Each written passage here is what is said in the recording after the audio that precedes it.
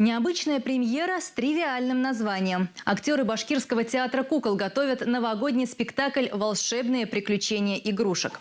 Над постановкой по пьесе Светланы Алферовой работает режиссер из Челябинской области Борис Ходорев. Какая история ждет юных зрителей во время зимних каникул, узнавал Александр Калинченко.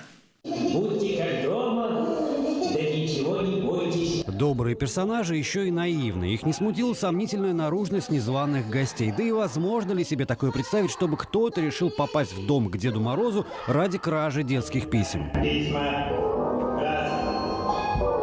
Волшебные приключения игрушек. Недавно мы уже рассказывали про работу над этим спектаклем бутафорского цеха Башкирского театра кукол. В постановке применяется открытый прием вождения марионеток, то есть полноправными участниками действия являются и кукла, и кукловод. Он нарисовал в точный рукав, а нашим актерам неудобно.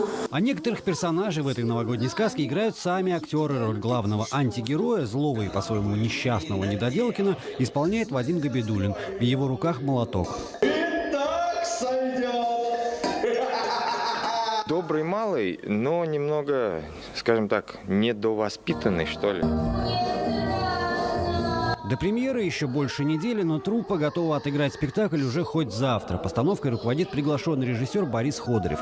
История-то для детей, ну и родителям, по словам Бориса Петровича, будет о чем задуматься. Что в ребенка вложишь, то и получишь.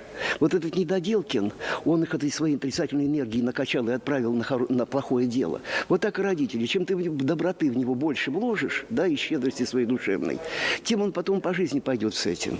Неважно, кем он будет, важно, каков он будет. Премьера назначена на 20 декабря. Век новогодних спектаклей, как известно, короток. Проходит он быстро и ярко, как самый главный праздник в году. Александр Калинченко, Александр Соболев, Россия, культура, Башкортостан.